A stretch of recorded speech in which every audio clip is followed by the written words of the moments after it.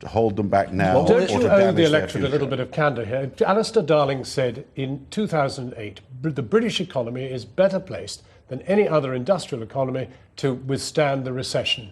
Yes, but I'm sorry, I'm going to make my point. He was wrong. I'm sorry, I'm going to make my point.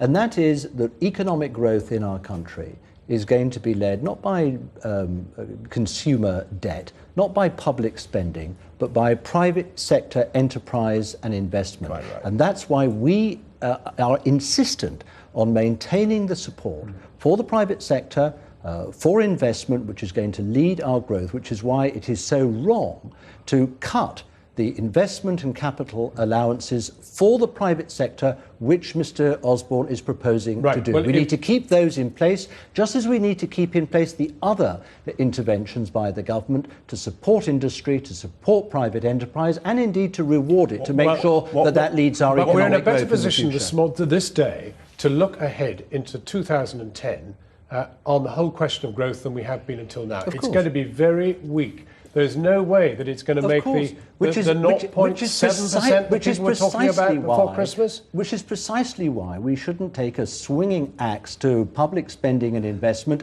before the recovery is locked in. You warned against it on Sunday, and I agree with you. Could I just... I'm sorry to interrupt, Ken Clarke, but... It's a long rambling expedition. I'm going to try one on you. I'm going to try one on you, because he's trying to turn the subject away from the key matter that our growth is absolutely tiny. You agree with me on investment? Of course, Peter, for heaven's sake. You agree with me on investment? I know you're worried. It's very bad news this morning, but for heaven's sake, you agree with me on investment? It's George Osborne who doesn't agree with us. Peter, you're quite unwilling. I want to call a truce here just for a moment, because if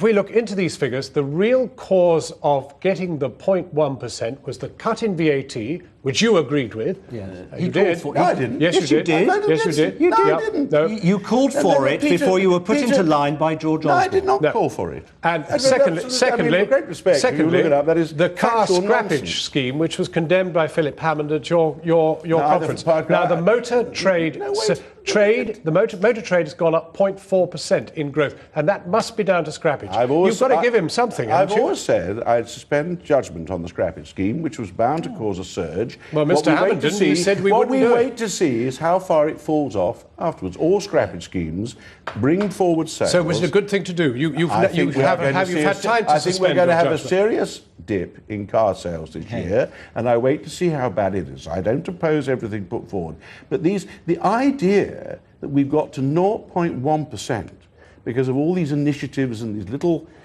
measures. We haven't had much fiscal stimulus. We're broke. So VAT cut was a mistake? It didn't make a great deal of difference, and I was against it. Was it a mistake? It was a mistake because we couldn't afford it, and I voted against it, and I said that. But you voted against it after you'd already argued in favour of it. I never argued in favour of it. It's the Labour Party repeats these things so frequently that people begin to believe them. I made it quite clear when I was a free agent, a backbencher, I spoke and voted in the debate against the VAT But you were also because I said the debt was so serious that we could not afford it. So you're and saying, what's happened you're saying in the months that since that time, the 12 months since that time, the government's drifted on with a mounting deficit, a mounting debt, and the biggest threat to private sector investment, private sector revival, getting back to normality and growth, which we hope to do 2 or 3 years' time, is the rising interest rates, which this profligacy, this recklessness, this politics before reality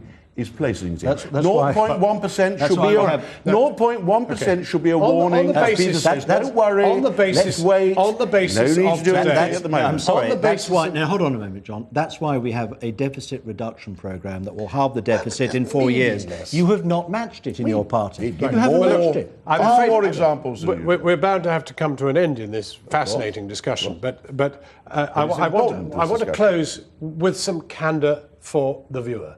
And that rests on what today's figure tells you about what the next 2 years is going to be like. Because you've each got a different vision of what you're going to do. What are people in for the next 2 years? I'm sorry, we do not have a different vision.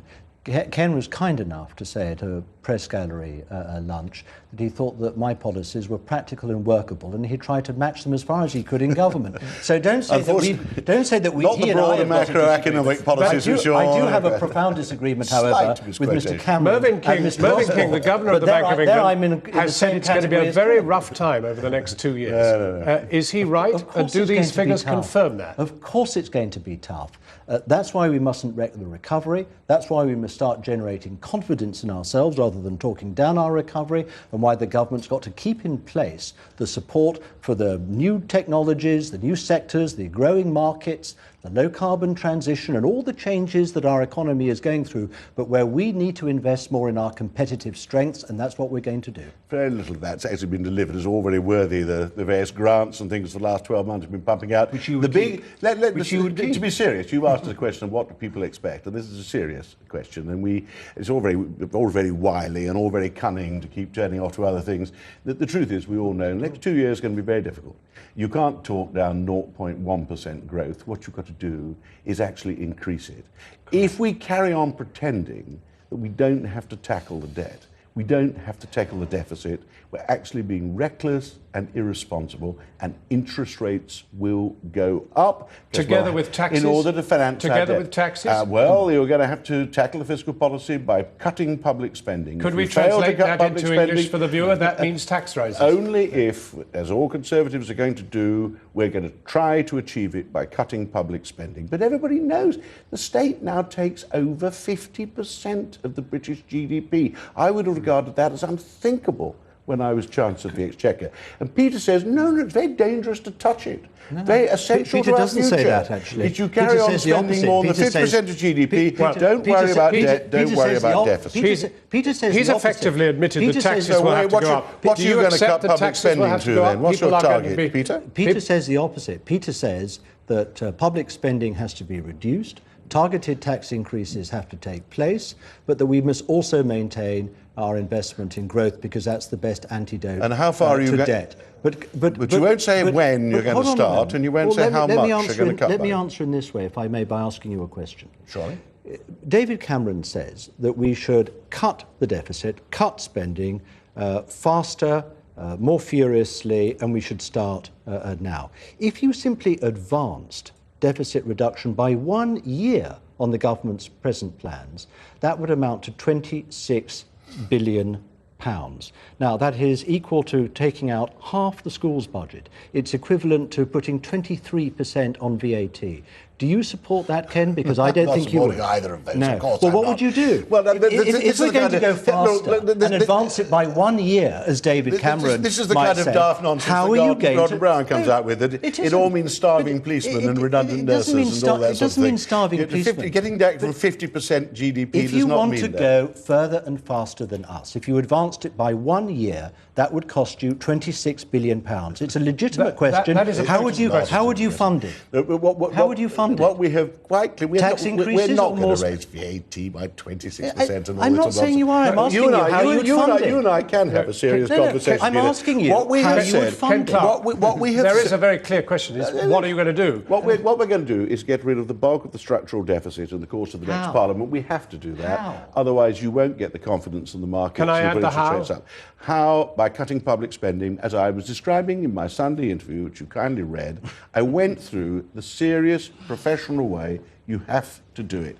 When you're in office, your colleagues have got to cooperate. They know what the impact will be. I made it quite clear that that's what I was describing as what George Osborne is planning to do with my support. If we're not allowed to do it, the dangers we're running with this complacent and rather cunning attempt to pretend there isn't an immediate problem, we will cost people jobs. I think let's end on an old trick, and that's a yes or no question. I'll cite you the bits for you to approve of. Peter? I think Ken was absolutely right. I'll read out some samples of what I was saying. His tough, restraining hand on George Osborne's shoulder. Let's end on a yes or no answer. And this is one where genuine honesty has to prevail. Yes, of course. If the viewer is asking, will taxes have to rise by more than has been announced thus far in the next Parliament? Yes or no?